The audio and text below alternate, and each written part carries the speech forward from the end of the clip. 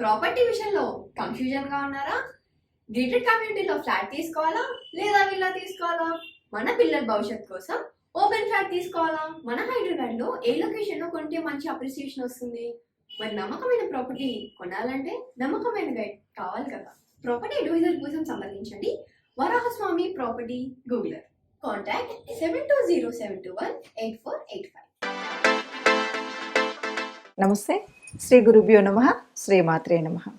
ఆదిత్యాయ చ సోమాయ మంగళాయ బుధాయ చ గురు శుక్ర శనిభ్యే రాహవే కేతవే నమః.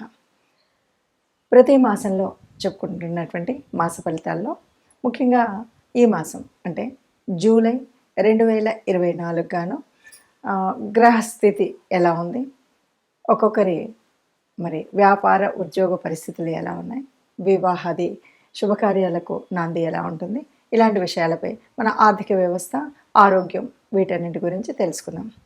ముందుగా జూలై మాసం అంటే ఈ మాసానికి కొంత ప్రత్యేకత అయితే ఉంది అని చెప్పాలి. మనం ఆంగ్ల ప్రకారంగా, ఆంగ్ల తేదీల ప్రకారంగా చూసుకున్నప్పటికీ మనకు వచ్చేటువంటి మాసాలు అయితే మనకు జూలై అనగానే ఆషాఢ మాసం వచ్చేటువంటి పరిస్థితి. మరి ఈ మాసంలో ప్రత్యేకించి కొన్ని మార్పులు, అంటే ఇందులో ప్రత్యేకించి జరిగేటువంటి మార్పుల్లో మొదటిది తొలి ఏకాదశి అనేటువంటి పండుగ రావడం. ఇక రెండవది మనకి అయనం మారడం. పూర్తిగా సౌరమాన ప్రకారంగా ఆధారపడినటువంటి మనకు 6 నెలలు ఉత్తరాయణం, 6 నెలలు దక్షిణాయనంగా మనం భావించినప్పుడు సూర్యుడు కర్కాటకంలోకి ప్రవేశించినప్పుడు వచ్చేటువంటి మాసం, మరి వచ్చేటువంటి స్థితి దక్షిణాయనం. దక్షిణాయనంలో దైవ ఉపాసన చేయడం అనేటువంటిది ఒక సలక్షణమైనటువంటిది, మన ఆరోగ్యాన్ని, ఆయుష్ని కాపాడుకునేటువంటి స్థితి. ఈ పరిస్థితుల్లో మరి ఈ నెలకు గ్రహాలు ఎక్కడెక్కడ ఉపస్థితి అయి ఉన్నాయి ఏంటి చూద్దాం. ముందుగా మనం చూసినట్టయితే మేషరాశిలో రాశ్యాధిపతి అయినటువంటి కుజుడు అక్కడే ఉండడం అనేటువంటి మొదటి స్థానం. ఇక వృషభ రాశిలో గురువు ఉంటాడు. గురువు ఉన్నప్పటికీ 12వ తారీఖుకి మరి ఇదే కుజుడు గురువుతో కలవడం, ఇక్కడ మనకి గురుమంగళ యోగం కూడా ఏర్పడేటువంటి ఒక శుభకరమైనటువంటి పరిస్థితి కనిపిస్తుంది. ఇక తదుపరి మిథునంలో రవి, బుధుడు, శుక్రుడు ముగ్గురు ఉన్నారు. ఈ ముగ్గురు ఒక్కొక్కరు మారుతూ ఉంటారు. అంటే 17వ తారీఖున మనకు రవి కర్కాటకంలోకి ప్రవేశిస్తాడు. ఇక్కడే మనకు దక్షిణాయనం ప్రారంభమవుతుంది. అలాగే బుధుడు 7వ తారీఖున, శుక్రుడు 20 తదుపరి, ఇలా ముగ్గురు కూడా కర్కాటకంలోకి ప్రవేశించేటువంటి పరిస్థితి. ఇక కేతువు కన్యలో ఉన్నారు. శని భగవానుడు మరి తన స్వక్షేత్రమైనటువంటి కుంభంలో వక్రగతిలో ఉండడం మనకు తెలుసు. ఇక మీనరాశిలో మరి రాహు ఉన్నాడు. ఇది మనకు కనిపించేటువంటి గ్రహస్థితి. ఇలాంటి పరిస్థితుల్లో ఒక్కొక్క రాశికి కాను ఎలా ఉంటుంది అంటే ఈ 12 ద్వాదశ రాశుల్లో కూడా ఉన్నటువంటి గ్రహస్థితిని బట్టి ఏ రాశి వారికి ఈ రాశిలో ఎలా ఉంటుంది ఈ నెల కాలం, ఈ పరిస్థితి అన్నది తెలుసుకుందాం. కన్యలో కేతువు, శని భగవానుడు కుంభరాశిలో వక్రించిన స్థితి, అలాగే మరి మీనంలో రాహు భగవానుడు. ఈ ఉన్నటువంటి పరిస్థితుల్లో ఈ 15 రోజులకు గాను ఎలా ఉంటుందో తెలుసుకుందాం. 17వ తారీఖు నుండి మళ్ళీ కర్కాటకంలోకి వెళ్ళిపోతున్నాడు. ఇక కర్కాటకంలో చూసినట్టయితే బుధుడు, శుక్రుడు కూడా అక్కడే ఉన్నారు. ఇక కేతు భగవానుడు మనకి కన్యలో కనిపిస్తే కుంభరాశిలో వక్రించినటువంటి శని భగవానుడు ఉన్నాడు. ఇక మీనరాశిలో రాహు భగవానుడు ఉన్నాడు. ఇలా ఉన్నటువంటి పరిస్థితుల్లో మరి ఈ 15 రోజులకు గాను ఒక్కొక్క రాశి వారికి ఎలాంటి అంటే ఉద్యోగ వ్యాపారాదుల్లో, వివాహాల్లో, చదువులో, వీటన్నింటిలో ఎలా ఉంటుంది అన్నటువంటి విషయాన్ని తెలుసుకుందాం. ఇప్పటి వరకు మనం చూసినటువంటి ఈ గ్రహ పరిస్థితుల మూలంగా ఒక్కొక్క రాశికి ఉన్నటువంటి స్థితిగతుల మూలంగా ఏది ఏమైనా మనం చెప్పుకునేటువంటిది ఒక విషయం ఎప్పుడు చెప్పుకుంటున్నట్టుగానే మనకు ఇదంతా కూడా గోచార రీత్యా. ఈ గోచార రీత్యా అందరికీ ఇలాగే జరుగుతుందా అన్నప్పుడు కోటాను కోట్ల మంది ఉన్నటువంటి వాళ్ళలో అందరికీ ఇలాగే జరుగుతుంది అని చెప్పాం. కానీ దాదాపుగా మనకి ఒక 30% వరకు కనిపిస్తుంది. అయితే మరి ఎందుకు చెప్పుకోవాలి అన్నప్పుడు మాత్రం మనం ఒక మాట చెప్తూ ఉంటాం. అందరికీ వారి జన్మ కుండలి కనుక తెలిసినట్టయితే, దాని ప్రకారంగా మనం చూసినట్టయితే ఇప్పుడు ఈ మాసంలో ప్రత్యేకించి మనకు ఒక యోగం గురించి చెప్తున్నాం.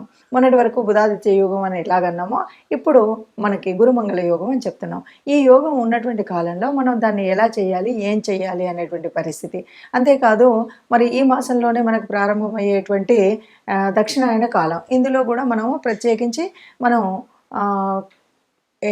ఇంటి ఇలవేల్పును కానీ కులదేవతను కానీ నిత్యం ప్రార్థించినట్టయితే మనకు ఉన్నటువంటి అనేక గ్రహదోషాలు కూడా తొలగిపోయేటువంటి అవకాశం ఉంది. అందువల్ల మీకున్నటువంటి గ్రహ పరిస్థితిని చూసుకొని.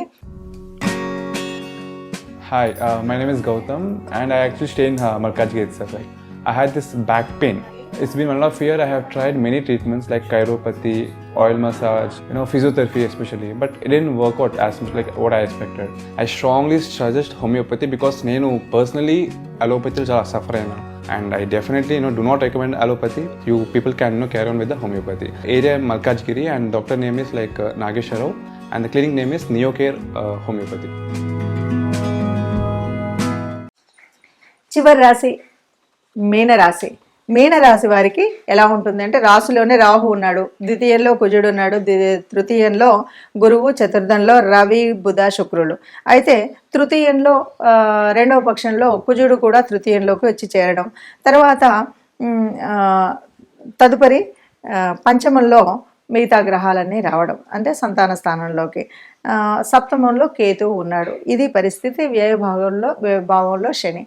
వీరికి ఎలా ఉంటుంది అని కనుక చేస్తే మీరు కనుక చూసినట్టయితే మీరు దూర ప్రయాణాలు చేయాల్సినటువంటి పరిస్థితి. కొన్నిసార్లు ఇల్లు విడిచి వెళ్ళేటువంటి అంటే ఆ ఉన్నటువంటి ప్రాంతం నుండి వెళ్తారా, ఉద్యోగరీత్యా వెళ్తారా, ప్రయాణ రీత్యా వెళ్తారా, ఎట్లా అన్నది తెలియదు, కానీ మీరు ఇంటి నుండి ఇతరుల ప్రాంతానికి వెళ్ళవలసి వస్తుంది.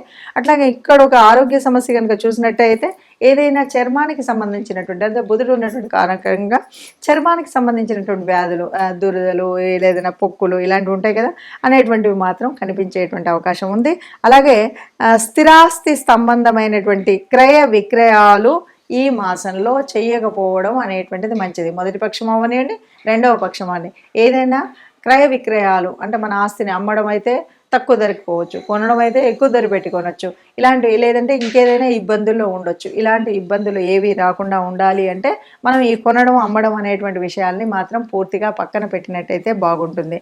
లేదు అంటే ఇబ్బంది వస్తాయి. అలాగే మనం ముఖ్యంగా సప్తమ స్థానంలో ఉన్నటువంటి కేతువు మూలంగా అంటే మన లైఫ్ పార్ట్నర్, జీవిత భాగస్వామి ఎవరైతే ఉన్నారో వారేమో వైరాగ్యంలో ఉండడం, వేరేమో ఆశలు, కొత్త కొత్త ఆశల్లో ఉండడము, ఏవో ఊహలలో ఉండడము, వీటి వల్ల సమన్వయ శక్తి లోపించి కొంత ఇబ్బందులు కుటుంబ స్థానంలో, భార్యాభర్తల మధ్యలో స్థానంలో కొన్ని ఇబ్బందులు వచ్చేటువంటి అవకాశం ఉంటుంది. దీన్ని అతిక్రమించాలి అంటే తప్పనిసరిగా మనం కులదేవత ఆరాధన, ఇంటి ఇలవేల్పు ఇష్టదేవత ఆరాధన అనేటువంటివి మర్చిపోకుండా చేసుకోవాలి. ఇంకా అన్నింటికి మించి మీరు గోశాలకు వెళ్ళి గోగ్రాసాన్ని సమర్పించడం, నిత్యం సూర్య ఆరాధన చేయడం, దానం, ధర్మం అనేటువంటివి మర్చిపోకుండా చేయాలి.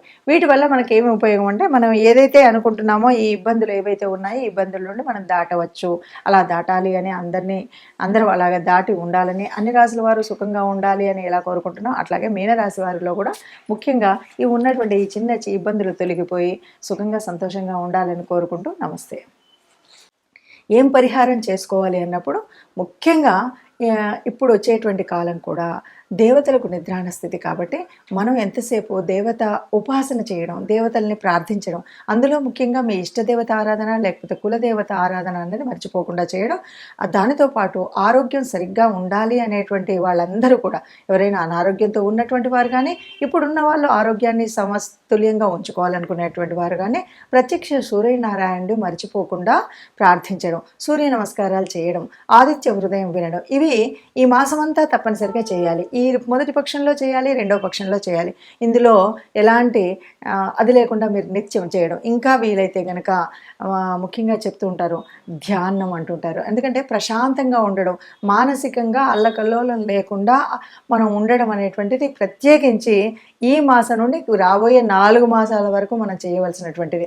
ఎందుకు అంటే ఇక్కడ మనకి దేవతలందరూ కూడా నిద్రలోకి వెళ్తున్నారు అంటారు. అంటే ముఖ్యంగా స్థితికారకుడైనటువంటి విష్ణుమూర్తి నిద్రాణంలోకి వెళ్ళేటువంటిదే మనకు శయన ఏకాదశి. మరి ఇక్కడ నుండి అంతేకాదు దక్షిణాయన కాలం ఇక్కడ అంతా కూడా సూర్యుడు భూగోళానికి దూరంగా వెళ్తాడు కాబట్టి సూర్యుడు తాను ఇచ్చేటువంటి శక్తిని ఇవ్వడు కాబట్టి మనకు అనేక రకాలైన అనారోగ్యాలు వచ్చేటువంటి సమయం కాబట్టి మనం ఈ పని చేస్తూ కొన్ని రెమెడీస్ మనకు అందులో అందులో ఎలా ఉన్నా, మంచి చేసినా చెడు చేసినా, గ్రహాల స్థితి ఎలా ఉన్నా కూడా కొన్ని రెమెడీస్ అయితే చేయాలి. ముఖ్యంగా విష్ణు సహస్రనామాన్ని వినడం, దాంతోపాటు గోశాలకి వెళ్ళడం, గోవులకి గ్రాసం తినిపించడం, ఇలాగే దానం, అలాగే మనం ఎప్పుడు కూడా ధ్యానం, ఈ రెండు కూడా ఈ 4 ఏళ్ల కాలానికి ఇది ఒకే రెమెడీ అండి.